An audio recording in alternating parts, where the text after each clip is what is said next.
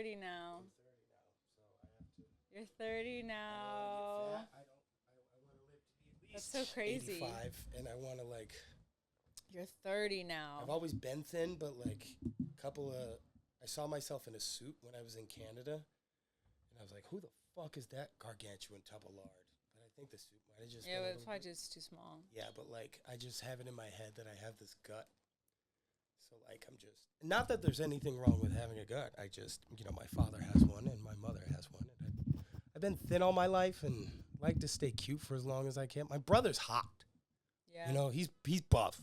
He can get a little gut. Dude. I can't get a gut. If I get a gut, I'm gonna look like You're tall though. You have like room for it. It would look a little awkward. Yeah, that's the thing. I don't want to look like a little awkward. I'm you smuggling. gave up.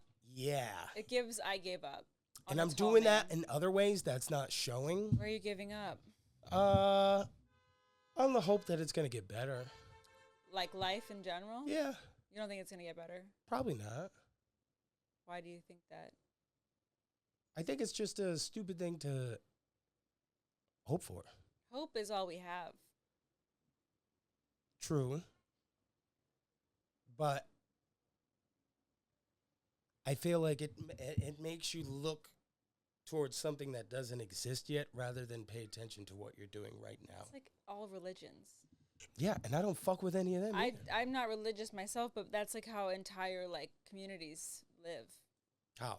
Just with hope of like, Jesus has got me. Yeah. God's got me. How'd that work out for everyone in the plague? Not great, but people feel I'm cynical. positive. I'm not saying faith is bad. I am. But I do think that Hot gives... Well, it's nothing I haven't said before. That's true. No, I love a hot I was just on the phone with my father because I decided to talk shit on Twitter today. As you do. As I do, but I've been trying to get better about it because I keep getting calls saying, get off Twitter, Troy.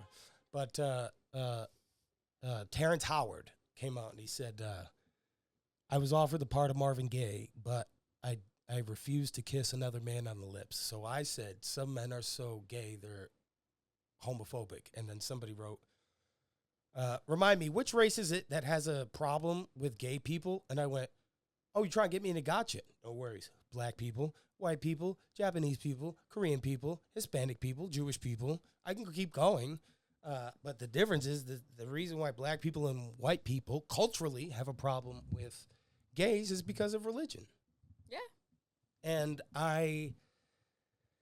it's like the reason I will never be able to compliment Trump because he said he grabbed pussies by the handful. If any religion has ever electroshock therapied somebody's brains to make them not gay, or if they're like the Salvation Army and they don't give you food or shelter unless you're out there ringing a bell, and if you're gay, forget about it.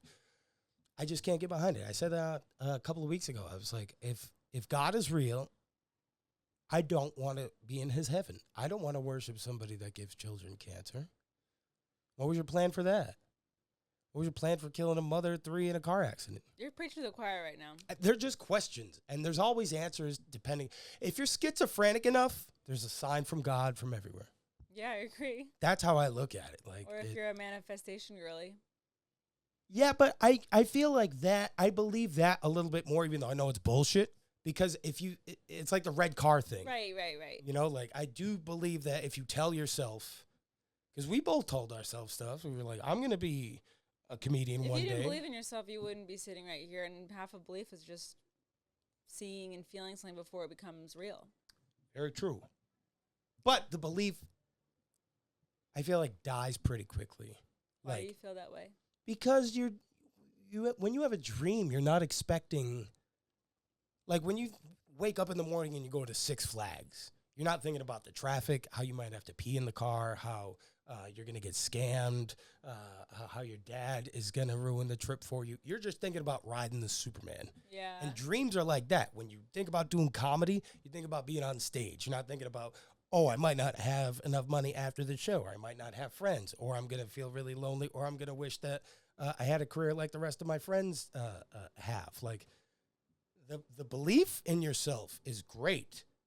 That's when it's important to surround yourself with people who believe in you. Like, I'm not responsible for my success. I guess to a degree you could say, but truly, I didn't believe in myself often, and it were the people around me who believed in me that got me to where I am. And Well, I have and the no people qualms. that buy tickets to come to your shows. That's what I mean. Like them or like the people who put me in those positions, my friends.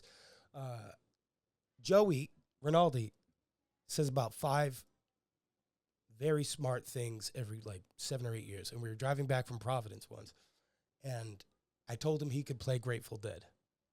I hate Grateful Dead. I've never listened to him before. And we're having like a deep conversation.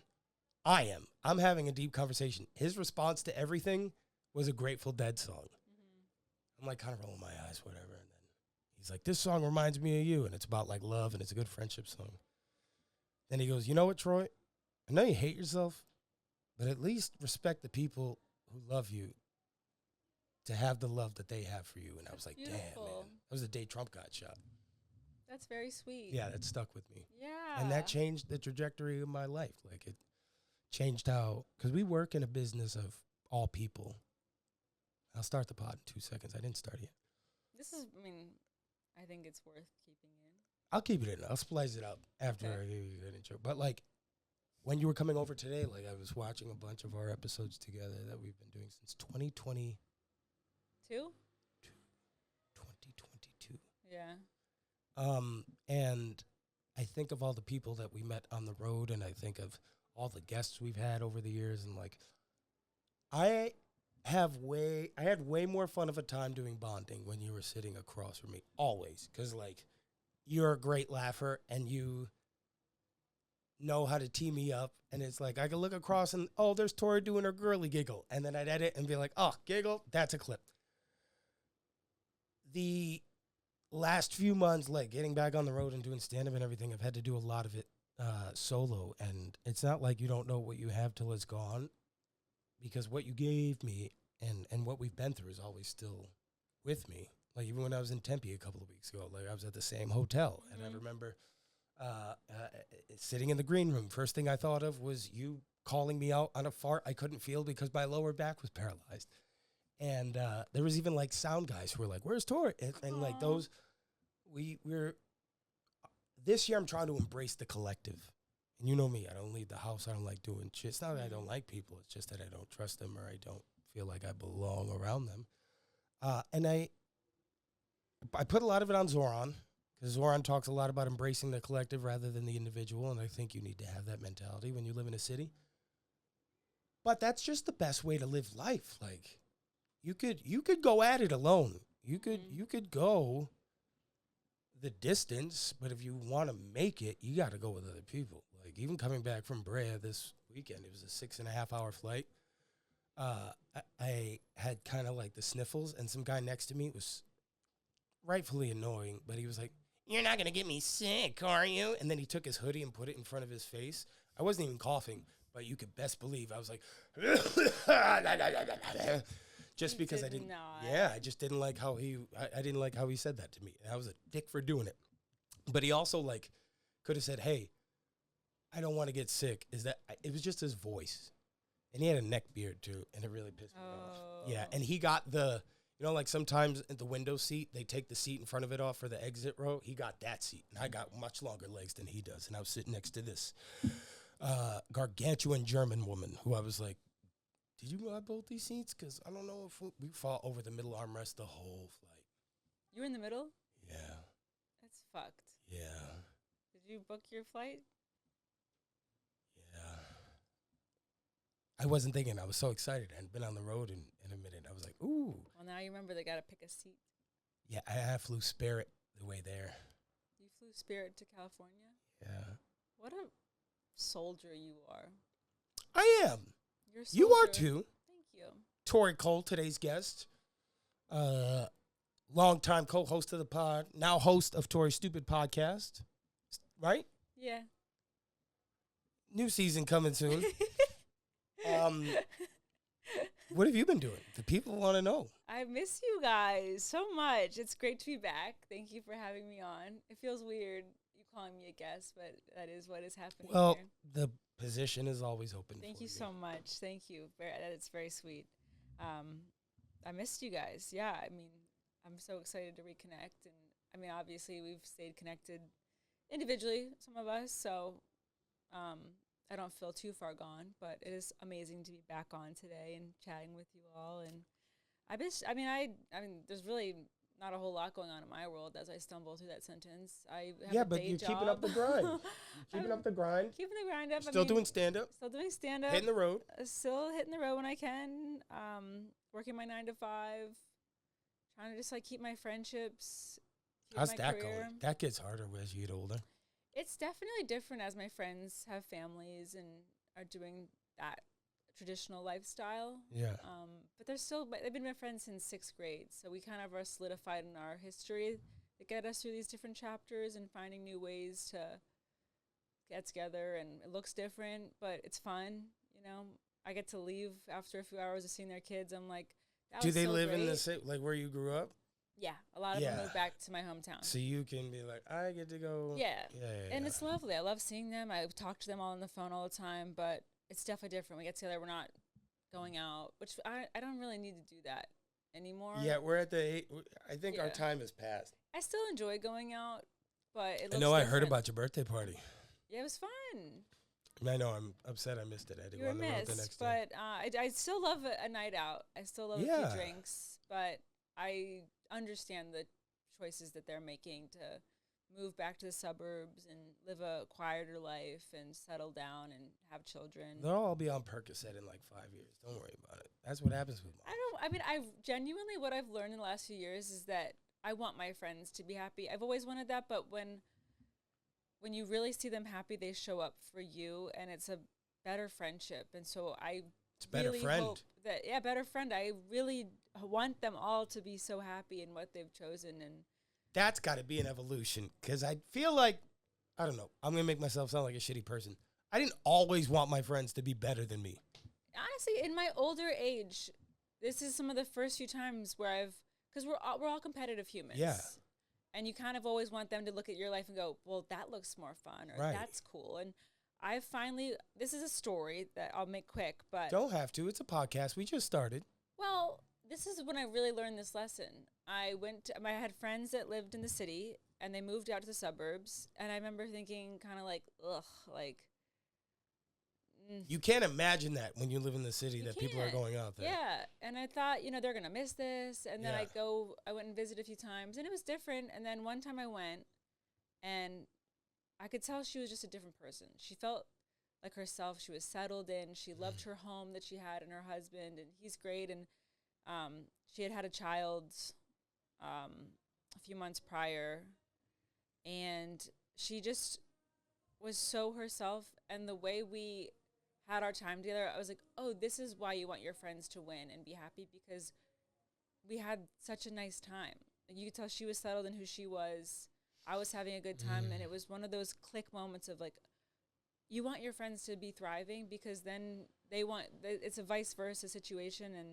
And those are your friends. It's a reflection of you. If my friend is successful, Yeah. and my friend's a piece of shit, then I can be like, that's my piece of shit friend. Sorry, he takes the tops off milks in grocery stores. I don't really know why he does it. He has IBS. And I know that's a really basic story, but it was one of these aha moments. I think it shows growth. We're always competing, but once you finally see someone that found their way exactly where they wanted to be and be so happy and have such a nice time with them, you're like, oh, yeah, this is why you want your friends to win, because it's just such a beautiful experience. It's kind of like taking your dog to a farm to live forever. You're like, you're going to have a great time here, man. This is where you belong. Yeah. I'm going to go back down to the pound and try to kill 3 dogs for a 5-minute treat.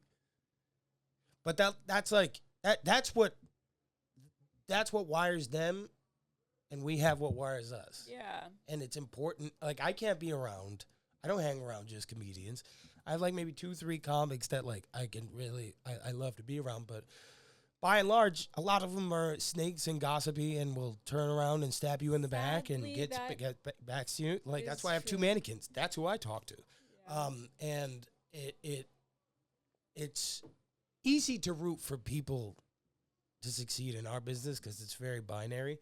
So when I see somebody like get the wife, the kids, especially like if I snorted Oxycontin with you off a skateboard in high school, I'm like, dude, you're taking your kids to church? That's not who you are. I'm happy for you. Yeah, yeah. And I also, like, I'm not friends with a piece of shit. Yeah. Like, when I see you win, I'm like, that's... Thank you. And vice versa. I mean, we share what One day I promise it'll happen again. Me? I'm like, no, me. What? I'm on an L streak, but it's coming up. I'm coming with you to Magoobies. Yeah. I'm just saying that's my example. Part of the you L streak is making knowing it it's happening. Is bringing me along and sharing, and it's a vice versa. Like it's like I want you to win. Well, that's part of my success too. It's a Like feedback. Like I got to. I've always I've always shared my success with other people to a detriment, but like also. That's how Brian McFadden did that to me. Sherry Davy did that to me. And when we're on the road together, or when you're on the road with anybody, you're like, oh, we're sharing this memory together. Like if I banged my finger in that pool bench at Naples by myself, it wouldn't have been as funny if the Hooters waitress kissed it and you weren't there to see it. That's true. You know, like and I think about that every time I land in a city where I'm like, I've been here with Torey before. I felt a great disturbance in the whole. At airports, I'm like, yeah, Troy. Probably I was very cranky. At Chili's or I know I can't go to a Chili's to go anymore. I can't because it's just sad if you sit there alone. And you can't go alone. Yeah, I'm like, bring me another lava cake. That was our spot. I feel like. Yeah, we had Chili's to go. We had Magoobies chili, which we'll have in a couple of weeks. I cannot wait for that. That is tradition. That is tradition. It's the one thing to do there. It is. It really is. I love bringing you to. That was the first. That'll be our third time. That will be our third time. Which is beautiful. I think the first time we ever went somewhere outside of the Connecticut places was Providence. Yes. And then Magoobies, because you. It was Hartford. That random. Yeah, show. but I don't count that. Philly, Hartford. I don't count those. Okay, then it was Providence. And then Magoobies. Yeah, I count. I was so nervous. We get there, I'll never forget it. Oh my God! We get there, and I was like, "Who's hosting?" And then they were like, "You are." And I was like, "Oh no!" And you sold it out. It was one show, one night only. Troy Bond, and I remember thinking, "I'm gonna shit my pants." And I remember they were about to call me to stage. I was holding onto the wall. I remember you doing I was literally physically holding the wall. Yeah. And then my family friend walks by who surprised me and was like, "Hey." And I was like, "I found out I'm hosting. I don't know what's going to happen to me." Didn't you see one of your parents before the show too? Wasn't your dad in the bar? I think my dad was there. Because then we went back to the hotel room and we were like, it's going to be okay. We don't have to stay here at the bar. Yes. That was the second time, I think, though. Maybe not. No, that was the second time because we also met all those OnlyFans girls, and I still follow one of them. Yeah, but we met them the Friday, the first show night. Yeah. And your dad was... This wasn't the time I was hosting. I think the time that was a one night only, I was hosting, and it was just my friend. Sure your dad didn't come to the first time Magoobies? Maybe he did. I think he did because we walked... It was that trap door, and then I was like, "Let's go." And we walked up that big hill back to the hotel, and we sat for a few minutes, and then we went right back. And then I got Taco Bell, and you got video of me being blasted. One of my favorite videos. In Taco Bell. Yeah. Anyways, and then the second time we went back, it was so fun. I was like, been here, not hosting. With Brent, we went that time, right? That was a lot. And of it fun. was just like we had our little bat fam, and I was comfortable there. And at that point, we had just been touring for a year and a half. A year and a half at that point. So this time going in, I'm genuinely just excited. They're excited to have us. I got a lot. I mean, Maryland always shows me love. I love Maryland. The amount of messages that they sent me, like within 10 minutes, because that's DC people, that's Virginia people, some New York people. As soon as I announced it, there was like, Magoobies is like the one place where the usual suspects are. We got Katie and Jaya, the tall couple. Yeah. I hope they come. Yeah, they come. I love them. They were there. I got to stop doing the same joke I do to them every time I come on stage. But You got a 679 or whatever? Yeah. Yeah. It's okay. You'll write a new one. Where's my joke book? Yeah, no. I like it. Every time I have to go down there, I start watching The Wire. I know you've never watched it. I know. We can talk about this. Yeah, because that's the only...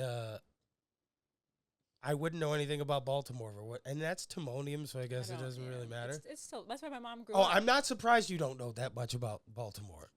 You weren't in the Wire parts of it. That's correct. You weren't slanging.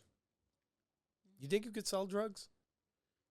Depends on the drugs. I could sell Adderall. Yeah. Why was that the first one to come to mind? Just because I have a prescription. But do you know who to sell it to? You gonna stand on the corner? Need it. How do you find them? I would do connections of friends, people that need it for their jobs. Okay. What about something stronger than Adderall? What about I don't know acid? about illegal. I don't know where to get acid. Well, it's illegal to sell your Adderall. I know.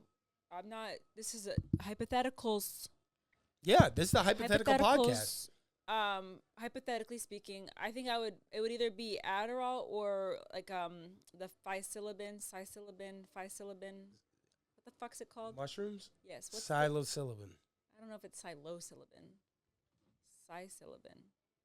Anyways, I think I could sell psychedelic mushroom chocolates because they're starting to become more mainstream, and I don't think it'd be as scary. Psilocybin. I think the O is silent. Not letting this go. You've been listening to too much Joe Rogan.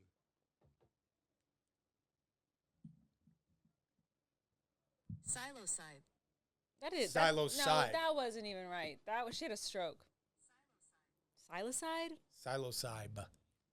Whatever the fuck. Anyways, But those I are can like sell pretty that. much legal now. I can't say it. I can sell it. It's weird. I think all drugs should be legalized. I really do. Yeah, I was actually watching a podcast. Michael Pollan was speaking, and he was saying that they're trying to make that legal as well as MDMA Why? because it taps into another part of your brain and it helps you. And if we take away the stigma of it being illegal, it actually could be good and beneficial, kind of like a ayahuasca type vibe. Have you ever done ayahuasca? No. My ex went to an ayahuasca retreat, and it did not sound that. She was like, "Yeah, I puked up sludge and all this horrible shit." You got to go multiple times. Yeah, no. My friend was in diapers. When she tried ayahuasca, Yeah. how old was she? 6 months. No. I can't. But I'm like, don't sign me up for that. No, I don't want to do. And then she couldn't leave a certain space for a while because the energy was off. That's the thing. Always fucks you up. Hallucinogens are like scarecrow gas, Fucks and you I'm up. crazy as is. I have a 8 mask in How do you say it? ayahuasca. Ayahuasca. Yeah. I always fuck it up because of my dyslexic brain. Yeah, Ayahuasca is what I want to say. Well, that sounds like Ayahuasca. something else. What is that? Say it again. Ayahuasca? What does it sound No, like? place the aya with swaz. Oh, I'm not doing that. Maybe Hitler should have had some ayahuasca. Anyway, ayahuasca. Have you done any Drugs? hallucinogens? I've done mushrooms. What was that like? So I only have one vivid experience where it really hit me because I have taken them in the past at like music festivals or Yeah. places where you're not fully aware of what the fuck's happening anyways. So I never really understood what was going on. But I went to dinner with a good friend recently, and she had them in her purse, and I was drinking wine, and she was like, have some. And I was like, why not? 2 hours into the dinner, maybe even 3, we've been there for so long. We're both crying at one point. When's the last time you took them before this? Yeah, I don't know. Was it a chocolate? Yeah. Okay. And we're teary-eyed over Yeah. a conversation about our dads and That'll how do they it. didn't even know certain things and how they tried their best. And then I'm like, why am I crying? And then we get up and we go to leave the restaurant. And I felt like, you know when you get off a treadmill and it kind of feels a little weird where you're like, I'm moving so fast. Yeah. Like the world is just going so by. And so I'm walking to this next bar and I was like, this feels odd. And then I get into the bar and it just was like, everything was so bright and weird. And I felt like the guy was like, welcome in. Yeah, that's And I was the like, it's like he sensory overload. knows we're on drugs right now. And I was like, Yeah. Sauvignon Blanc. Yeah. Then we stood in a corner and we talked a mile a minute for about an hour. And then she was like, I gotta go. And that was that. And it was weird. I remember listening to music on my walk home, and the music was like really hitting. Yeah. Gene Aiko. Yeah. I was like just feeling it. And then I was like, go to bed. And then I slept it off. And I didn't like it because there was a moment at the bar, the next bar, where I was like, I'm gonna have a panic attack. Yeah. I'm Yeah. gonna. Yeah. If Because you're I not didn't in, know when it was gonna stop. Yeah. So Yeah. I was like, if we keep going on this up ride, I'm gonna call 911. Yeah, there used to be a server at Broadway who every Monday she would bring me mushrooms when I was hosting the late night show. So that was Really? like my end of the week treat. Funny. I would get shrooms and I would get pizza because I You couldn't would eat them. host on shrooms? No, after. So Oh. like I'd get shrooms and then I'd get a slice of cheese pizza and eat them that way because they were fucking disgusting. And then I had to time it out. I had 45 minutes to get home on the train. God forbid it starts hitting on the train because you're like, oh, Why I'm going to wouldn't be you just stuck here wait? forever. Because I want to get high when I walk in the door. That's true. And so it would be great.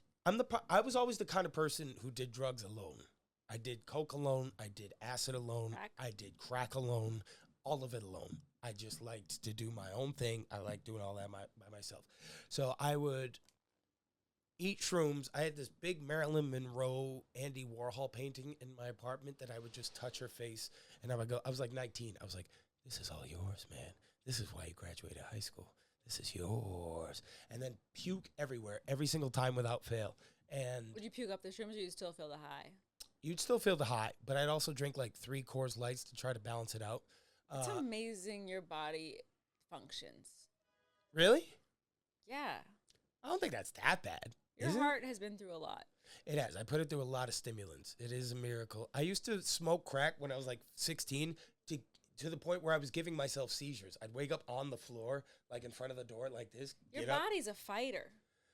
It is. It It's is. a fighter. Yeah, You're it's a fighter. that's one thing I got to tell myself. It's kind of nuts. Yeah, I am a fighter. I was raised a fighter. Yeah. I kind of have to thank my I mean, lack of hugs. I don't know if you want to cut this out, but I remember when you took so much Adderall.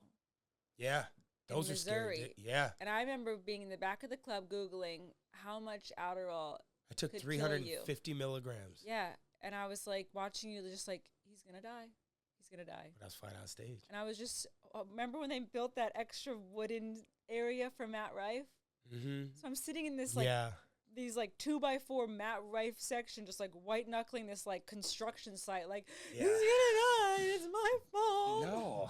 No. I'll never forget that. No. But that's when I knew, I was like, you you should be studied in a lab. Well, okay. If I took that much Adderall, I'd rip my face off. Can I talk about that time in my life? would- Because you're the only one who would really understand. Again, you can cut all this out. I too. don't mind. Okay. I'm an open book. I talked I know about my you pill are. addiction last And week I on also the show. feel like if people are, 30 minutes into an episode of us talking, Yeah. They know you're who I welcome am. for this inside baseball. Yeah. On what we got crazier stories from touring. Yeah. Well, That's so for sure. when I started touring, when I started touring in 23, everything just happened so fast. Yes. And Tori at first would just drive me to shows if I needed her to drive me to them. Driving Miss Daisy. And she was driving Miss Daisy. I was a passenger princess. And then everything started to pick up exponentially, and you're scared to ask, hey, is it okay to be overwhelmed questions? Because, like, this money, everything you ever wanted is happening for you right I'm here at just this following time. you blindly, like, yeah, this is normal. Yeah. Comedy. And so it got to a point where, like, remember Providence? When I cried for so long after the show because I thought I did such a terrible job. Yes. And That was very sad. It was like that for like a good 2 months. Yeah, I was there. And it was it got to a point where between time zones and my just mental wasn't all there.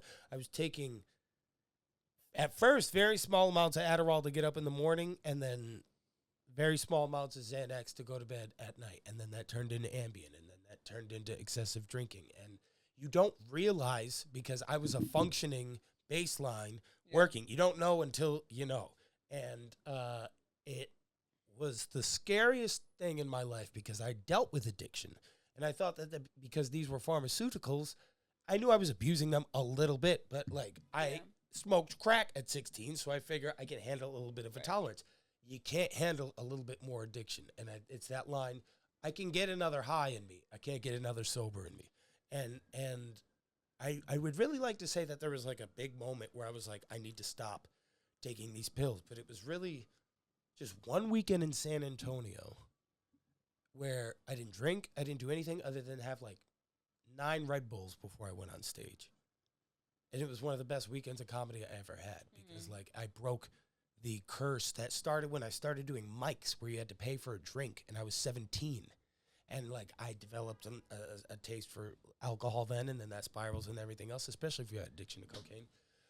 And the realization that I came to was my body is a car, and the gas I'm putting in it is going to be a reflection of what's coming out of it. So when gigs aren't happening as frequently anymore. It's that adage like showbiz thing where like, oh, am I dry? Am I doing something? I gotta, it's cliche. Look at the man in the mirror thing.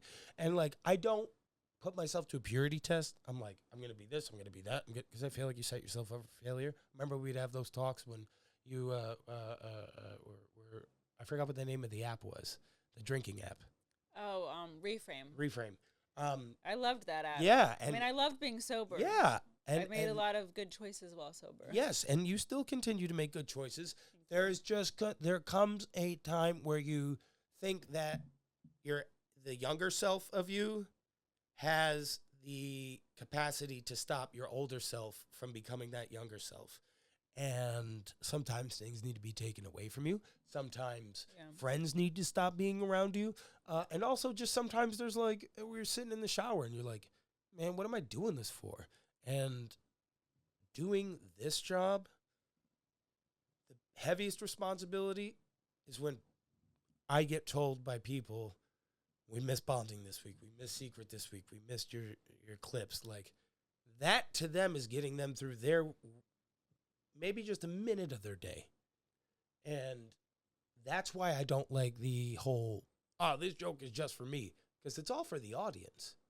And they are the reason why and people will tell you this is wrong, but I don't give a fuck about myself.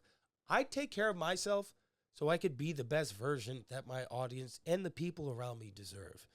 And as I turned 30, which I guess was a couple of months ago, I don't feel all that different. The difference is I feel myself stopping myself when I'm about to do reckless shit. Wow, because I'm like, your frontal lobe. I'm not a kid anymore. Coming in. Is that the frontal lobe? Yes. That's what stops you from, I'm pretty sure. Yeah. Impulsive.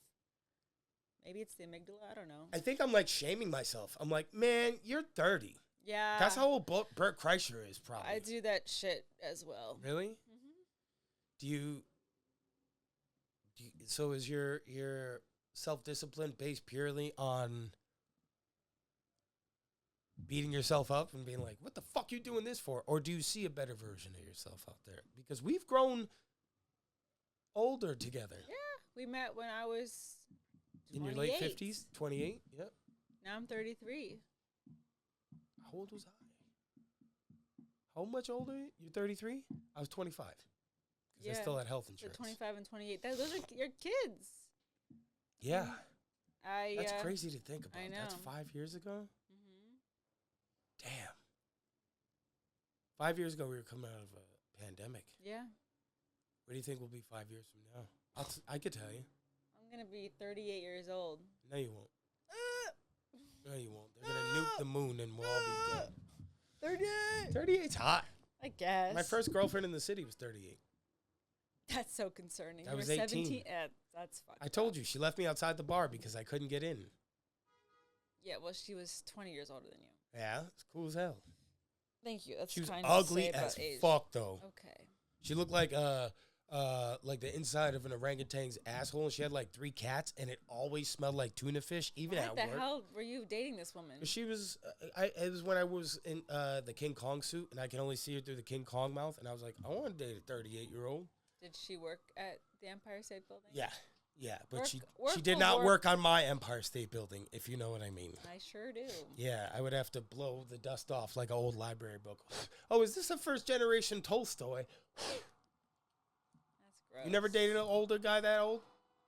I mean, I've gotten 20 years older, but it was when I was in my 30s, and it was a unique scenario, as you know. Yeah, I know. His balls were a little bit longer than they would have been if he was 38. Very unique. Judging me. I kept that. I'm not judging you. I'm judging her choices. Which, you're talking about my ex-senior citizen here, okay? Shannon Gorberman, may she rest in peace. And her cat, who...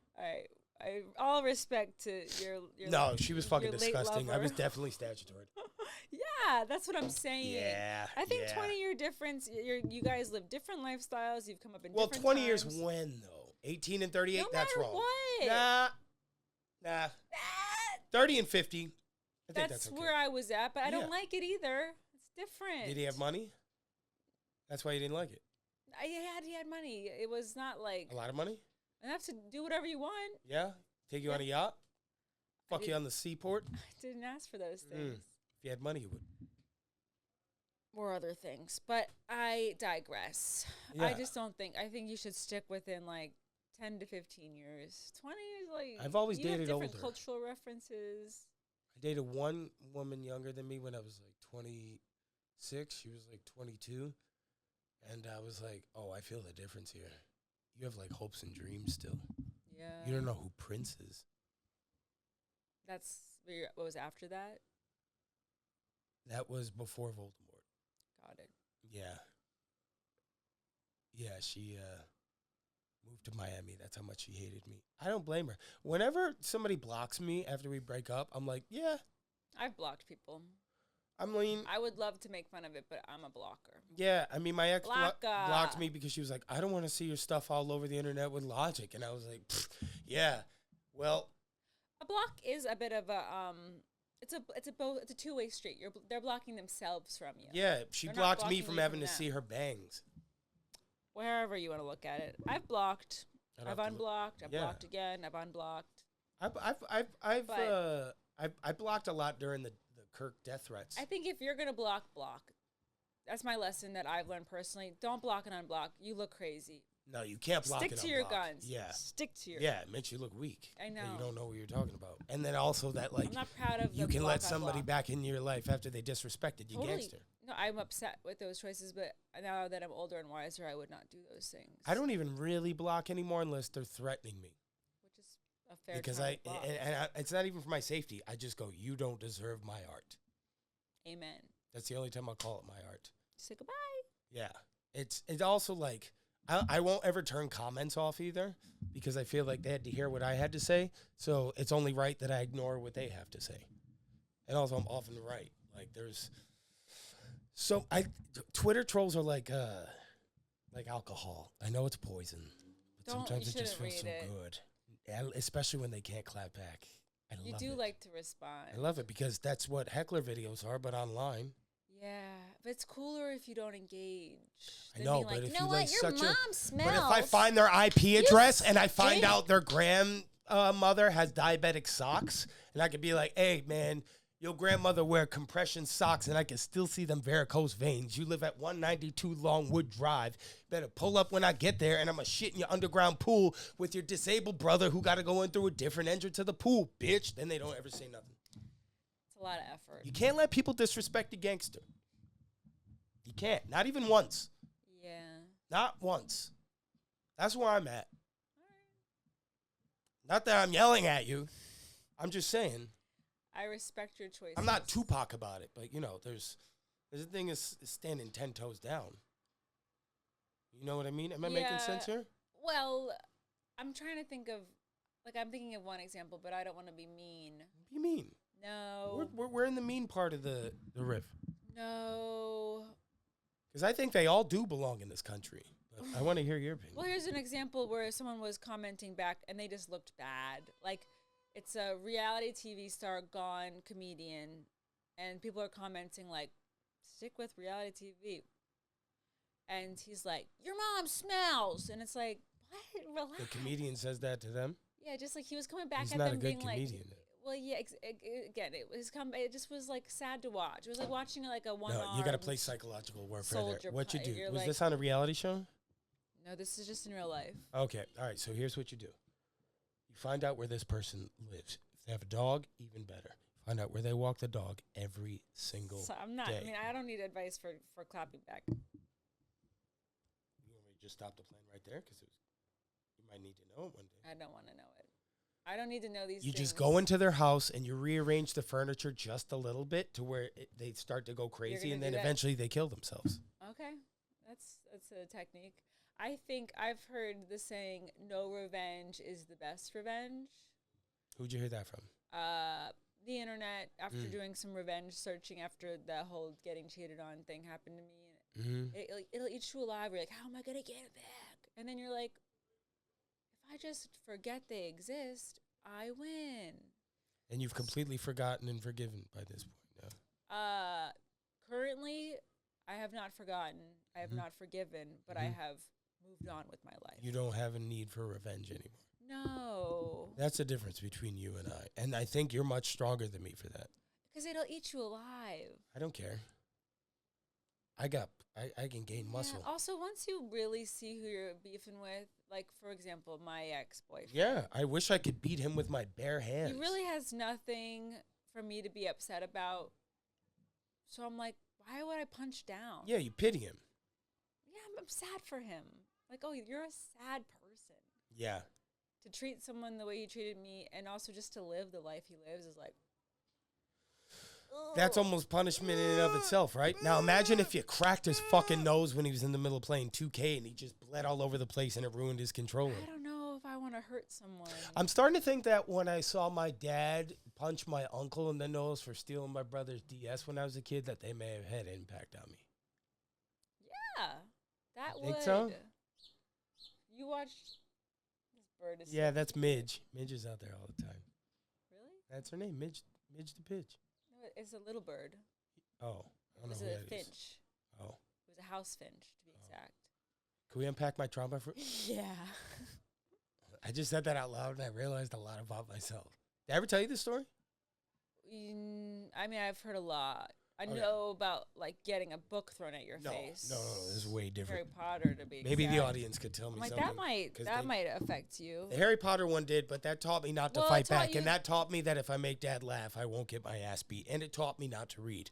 But You read all the time. I know, but not until I graduated high school because I was but there was a Nintendo DS that came out in like 2008. It was a gold Zelda DS that my mom got my brother Logan, and my uncle, not the one you know, my mom's brother, was a drug addict, and he stole it.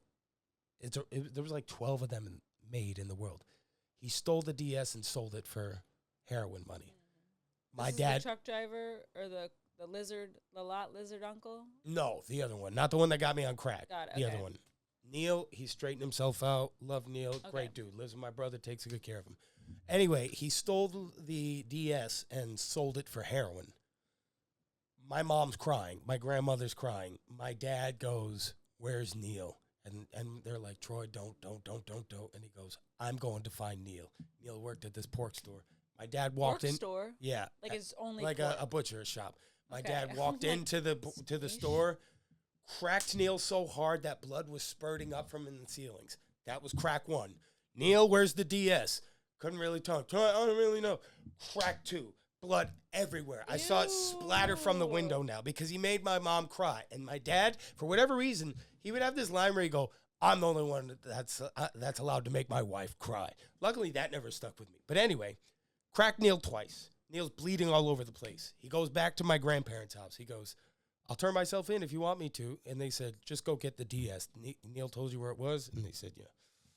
My dad goes to the drug dealer's house because he worked in that area as a security guard. And he told the dealer that he stole it from his nephew. Dealer gave it right back to my dad. So my dad got the DS back. And I remember being a kid. But did he pay him for it? Did my dad pay the drug dealer? Yeah, like what? The drug dealer gave it back to my dad because the drug dealer said my uncle was a lowlife for stealing it from his nephew. But where'd the money go? My uncle gave the guy the DS for drugs. Okay, and he didn't get his drugs back. No, he didn't get his drugs back. He just gave gave the it back DS? That's crazy. because he was like, "That's scummy that he stole it from your nephew." And also, my dad's 6'5". Okay. He was on PCP. He probably wasn't in the mood to get into it Okay. with him. But I definitely learned the wrong lesson there. See, like the thing is like my dad would teach us not to fight, but not as much as he taught us how to fight. And I'm not a violent person. I can rage, and if somebody were threatening you, I'd be in jail. I mean, I've seen your rage. I've seen it taken out on hotel room. Okay. walls. You could have Little just said miss. people. Yes. And headphones. All right. What about the time you got finger blasted in Miami? Oh, we're doing that now. I don't know. I don't think we are. I could cut that out. I think you should. And you can cut out the headphones. I will. Why do you have two wallets? No, you don't realize, like, those lessons you learn as a kid. And I'm so like my brothers should be shitty people because Jack they is a sweet, sweet, sweet, graduating sweet, college perfect angel. in May. I just want to cradle him and say you're perfect. I'm taking his cat. No. Yes. Do you live here? No, me and alone. I couldn't imagine a cat in there. Like a litter box. Yeah. Litter boxes are disgusting. It's gonna smell like cat shit in here all the time. It's okay. I got a mechanical one. Okay, that's You know exciting. what I won't have? Let me go back. Mice. No way, fun. What's Thanks. its name? She'll have a new one by the time I get to her. Okay. Her name's gonna be Shadynasty. Why isn't Jack keeping his cat? 'Cause he has to move when he graduates. Where's he gonna go? I don't know. I think Alcatraz. Well, he should move to New York. No, he has no interest. Really? Yeah, why would he want to? Be a therapist? Yeah, he works with like a at youth risk crackhead, so just like his Okay. older brother.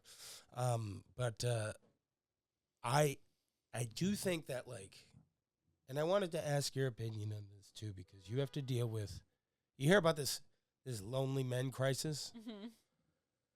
I think I have a theory about where it comes from, and it comes from stories like I just told you from my father.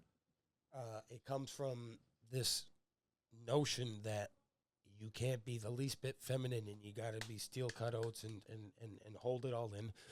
And it also comes from conquest of vagina. Like the more you fuck and the more you play sports and the more you hit and the stronger you are, the more land you're going to own, the more people you're going to conquer. Like so few men go, I made her feel great. What do they say instead? I fucked the shit out of her. I think that men are a lot to blame for that.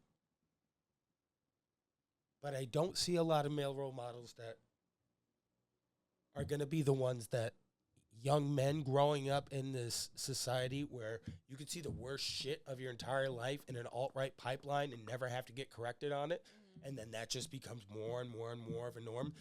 And that's why they call themselves involuntary incels, because they just put themselves in a bubble and they're not getting a job, they're not brushing their teeth, they're not doing things that might make a woman attracted to them. Is there a divide there? Are you worried? Are you even interested in being around men at this point? Is there a savior? What could fix men right now? Because I'm doing my part. I think it's a really great question, and I think it is. I'll tell you how I'm doing my part. Comic books, but continue. Well, I've been talking about this because I find it fascinating in culture right now. I mean, I was walking downtown Manhattan recently, and there's a billboard for David's protein bars. And it says, it's one side of it just goes, men disappoint, black and white. And I'm like, that's so crazy, because if that billboard said women disappoint, it would be burned down. Oh. It would be criticized. It would be like, what is this? You can't say women disappoint. That's insane. Yes, you can when it comes to presidential election. Anyways, the point I'm making is that it's been this like societal movement of us saying men are stupid, men are dumb, we hate men, boo men, men are all losers. Who's saying that? Women? If you scroll on TikTok, I know. Is that women or men saying that? It's women, and we're getting away with beating down on men because it's funny, and it's because we haven't really had a voice for so long that now we're like fighting back, but in kind of this. So what's it like claw way? And it's again, I think it's been kind of, the red carpet's been rolled out for us to be like, you're all stupid and dumb, ha ha ha. But it's like, what's the difference between women doing that and men doing that? Because I would argue men do it 10 times worse than women do. To women? That they're stupid, that they're fucking horrible, that they're bitches. It's not as celebrated. It's not as public. It's been kind of like this underground, like, yes, everyone's been saying it and feeling it, and but you're it's not saying like the women's marketing campaign if a man were to post on Instagram and say women are stupid and here's why, I have not seen that. You would ignore it, most likely. Yeah, you'd be like, who's this loser? But when men see... But women are going online and saying men are stupid and here's why. And when men see like, that, let's go. They feel alienated? I think so. So who's at fault to make a change there? I don't know. That's a very good question. This is just the beginning. Let's look at it from 3 different ways. Let's say women are the ones who, and I'm not saying they are. I want to play out all 3 scenarios. Let's say women are the ones that could change the narrative there. How could they be doing that as a woman? As a woman changing, well, I think a lot of us, myself included, have been hurt and scorned. And I think that's why we fight back like this. I mean, I posted one thing about getting cheated on TikTok. I got 40 million comments of girls saying their exact experiences. And I'm sure it happens both ways. Men don't don't go online as much. No, men comment and they go to the gym, King. You'll be fine. Yeah, exactly. So, oh my God. That's the Ice fan. They show up every day at 6 o'clock. It's hilarious. Sabremente. So I think again, sorry, you're saying how do we fix this? I think women come to this already hurt, and this is their way of kind of coming back from it. So I think it has to start with a whole new generation of raising men to respect women and treat them kindly, and vice versa. Treat them as people. Yes. Which men don't learn women are people till they're like 30. Our own president is saying we're not people. So I think it has to start from the ground up of respect for one another and treating each other with kindness and being honest. And let me ask you one more. At a micro level, because you're saying incredible ideas here.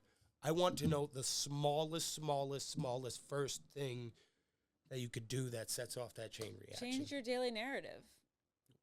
Explain that to me. Like, I'm so quick to say, oh, that guy looks gay. Like, look at him skipping on his toes as a joke. Yeah, you said that to Anderson Cooper one time we were walking down the street. Yeah, totally. No, and again, I love gay people. I'm just saying I'm quick to like be like silly in a joke saying that guy looks gay or that guy looks stupid or look at him struggle with the napkin on the bottom of his cocktail glass. Well, he didn't even get it off in the first swipe. Like, we're all quick to kind of call it. We have lists of icks. We have this whole phenomenon of women? Icks. Humans in general, but women. I mean, but I think we need to stop. Women's icks, I feel like, are more deal breakers than men's icks. You can shit yourself in front of me, I'd be like, damn, men don't girl. care. It's just the way we were both built. But I think we need to start understanding that men and women are different, understanding why and how we can coexist better, and understanding that our differences don't make us better or worse. It just makes us different. And trying to, again, myself included, I don't want to bully men. I've just been hurt, and I have lack of respect due to those things, but I need to change that in myself. I don't think you bully men. Maybe you know better than I do. You guard yourself around them, and you sort of keep it at bay. I certainly have done the same with women. Until I'm then like, whoa, let's date. And then and then you hate yourself because, you know. I missed the signs. And it's, but, like, that's not a failure, you understand, right? Yeah. Like, you learn something from that. I did. And it doesn't make it any less hurtful, but the way I view it in that situation is I'm like, oh, well, I can just take this to the next person. I obviously am capable and am deserving of whether it just be relationship, whether it just be friendship with the opposite sex. That's another thing I feel like that has to be trained to. I don't know if it's systemic. You got guys like Steve Harvey who were like, hey, I don't have no female friends. Why would you have female friends? That's wrong. That's a scary man. Toxic. That's a scary man. What the fuck does that mean? Yeah. How do you think a woman feels when Do you have a mom? Yeah. Also, that's something I don't subscribe to either, because, like, whenever, when the pussy tape came out, there was all these congressmen that were like, I have wives, I have sisters. Fuck you. You shouldn't have to have one to think that's wrong. Totally. You don't have Mexican housekeepers. You don't have black 100%. friends. But, like, I see what you're saying. Like, did anyone raise you to respect women, or do you see them as a human being? Do you just see anybody as human beings? I think, like, it's especially bad between men and women. But think about the true problem, which is class warfare and the different levels of capitalism. People don't look at men don't look at men as people. Wall Street guys walking down the street don't see somebody with dreadlocks who hasn't bathed in 15 years. I don't see that a lot of the time, because if I give $1 for everybody, I'm right next to him. Yeah. But, like, what do? I feel like a piece of shit, but I'm not really doing much about it. It's the starfish thing. You throw one starfish back into the ocean, and then they go, why are you doing that? There's thousands there. And you go, I made a difference for that one. Yeah. That's the best that you can do there, because it's better than doing nothing. And I know for that, there'll be 300 starfish being like, man, fuck you, bitch, man. Left me here. Shit, I got to get back to patching and all that motherfucker. But, like, that starfish is chilling underwater right now. And there have been many times in my life where I've been the starfish that got rescued. Mm-hmm. And I think both of us, having the background we do, you know, you kind of have to have a shitty background to be empathetic. in many ways. Like, you have to have Yeah, a or just deep- hurt along the way. I mean, Yeah. and Yeah. everyone is, and that's why everyone should have empathy. Well, some people disagree with you. Can I tell you why? Please have. So like, Charlie the Kirk floor. was a big fan in Oh my not believing in God. Are we empathy. going to talk about Charlie Kirk? I'm just going. We're not. I am. And it's not just him, but I just was listening to We're a on talk a good of him. flow right now. We're on a great flow, and this is Great going to flow, continue. Positive flow. We're on a great flow. It's positive.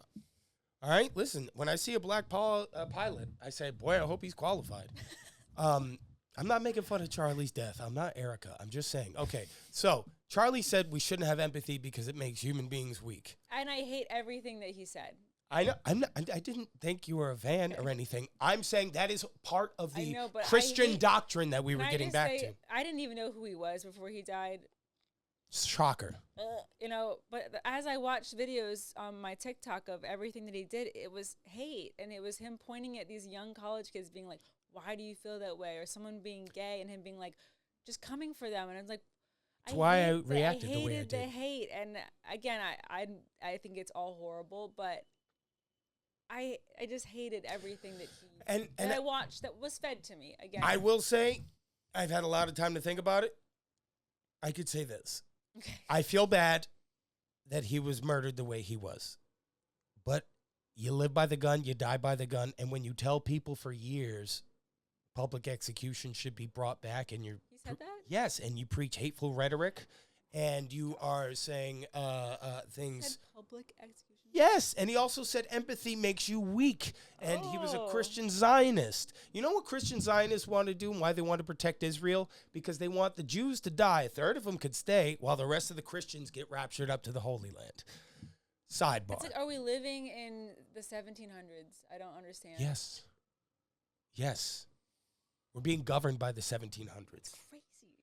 It's not crazy if you think about why that system is in place, because the more powerful and more control you have over your uterus, the hateful doctrine that has been around for thousands of years dies out, and that relevancy dies out. They are terrified of us living in a secular society because religion controls the opiates of the masses. And I also, to play devil's advocate, no pun intended, I think human beings being cursed with knowing we're going to die, we're the only creatures who know that, we need something That's fair. to have faith in.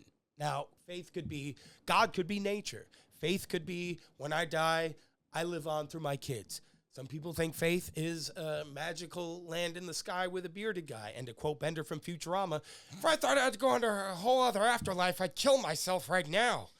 And if I see that big bearded fuck up there, I'd be like, fuck you for AIDS, fuck you for 9/11, thanks for killing all those children. I don't have any religious sponsors on this podcast. I don't give a fuck. No, and only reason why Not to get on a high horse, I just feel No, I think that you're not saying anything that's too I gotta work on how I say it, because no one who's religious and like is like go Jesus is gonna watch this. They would have turned this off when we first started talking. Well, there are. I hope at least. No, I mean, if you feel that way, I'd love to hear. Everyone your is welcome thoughts. to listen to Bonding. And a lot of Everyone, people reach out to me please. when I'm wrong. And I'm like, hey, just so you know, Please. this is very important. Everyone knows who are listening. This is not the be end all to end all the conversation. This is what I'm feeling. This is what I'm talking about. And the thing you should know is I'm often right. But the issue that I have is we take away everything else. Let's think about America for a second. America is a country. Charlie Kirk died wearing a shirt that said freedom. And Did he really? Yeah, and he I was. missed all. I just blacked out. I was like, I don't need any of this. I watched it I many was times. sad. and I was worried about you more than anything else. everyone else was too, weirdly enough. Out of love. Not No, out I of know why like, everyone was it was worried just about like me. genuine, like Jared Waters was here that night, making sure I was okay, yeah. and I was until I started getting followed home and death threats. But I Look at told you them, now. I said, show up to my show November 7th. Come on, I won't be wearing a vest. Brought my father, brought a wand, had 2 people in the crowd with cattle prods. I ain't worried. I don't talk about guns, and people with guns don't come to my events. Well, let's knock on some goddamn wood here. Yeah, there's metal detectors at my shows, but Really? you know, Trump. Good. Will they be at Magoobies? I was a little like, oh, this is the one they I'll have a canceled. wand. I'll have a wand guy. My Wand father him. wanted it for November 7th. Good, that's wand. Yeah. And I have my brother, and I have to show you his security outfit. Because him and Paul are going to be dressed as security. When? Magoobies. Really? They're kind of Magoobies? Mm-hmm. Fun. They'll be down there for that area. Anyways? Yeah. They're going down. There's some fight or something cool. that's happening down there. But I love when they're around. you see, if you look behind you, there's these 2 red masks in those boxes behind you. Yeah, so they're part of like larger red robes, and they sprawl, and they're just going to be standing on each side of me, really, holding prods. Okay, whatever. They did it for my last show. Well, in case anyone charges me, I can't kick them because that's going to be on video, and I'm going to go to jail. So they're just going to. All right. Fun for all of us. Thank you. Yeah. Who's hosting? Chris Murphy. Really? Killed it last time. Is he driving? No, I'm talking about, Magoobies. Magoobies. I don't know who's Stoopies. I don't know who's okay. I could find out. You have a recommendation? I wasn't sure if you wanted to bring someone. They usually have someone. Remember I tried to bring Brent last Kwame, time? Yeah. Kwame was last time. Yeah. All right. Yeah. I'm very excited. Magoobies, April 3rd and 4th. Is that what it is? That's 2 shows each night? 2 shows. I love a 2-show night. I love a 2-show night. I miss those nights. I miss them too. I genuinely, and I'm not going to say anything else after this, I miss doing this podcast with you. I know this was a catch-up one, but you can come on anytime. I'd love to. I really would. Open invite. You can come on anytime. I do 2 a week. Yes, it has been an hour. Hour 10. I do 2 a week. I do the Michael and me one with Jared on. I could cry a little. I love you so much, genuinely. I know. I love this pod. We've done this for 3 years. I know. I was upset. Emotional. When we stopped, but I'm proud to see you are doing your own thing. And if you ever find time to do both, I'm crying. I would not recast a co-host. Well, you tried. Wasn't worth it. I had Rosie sit in for 1 episode, and I said it's not right. Well, we have a nice time here. That was almost that. Sorry, keep going. No. I was just like, I miss you. I had a great time. We have fun here. That's so classic me. No, that's what I miss. I can't wait to edit these clips because it's just so fun. I thought of one in my head when we were ripping it. I'll tell you after. Yeah. Magoobies, anything else you want to plug? Tori will be returning to bonding. Yeah, I just want to say thank you very much for listening. If you got to the very end of this, that means you spent almost an hour with us, depending on how this gets edited down. Not much. It means, well, we have a few places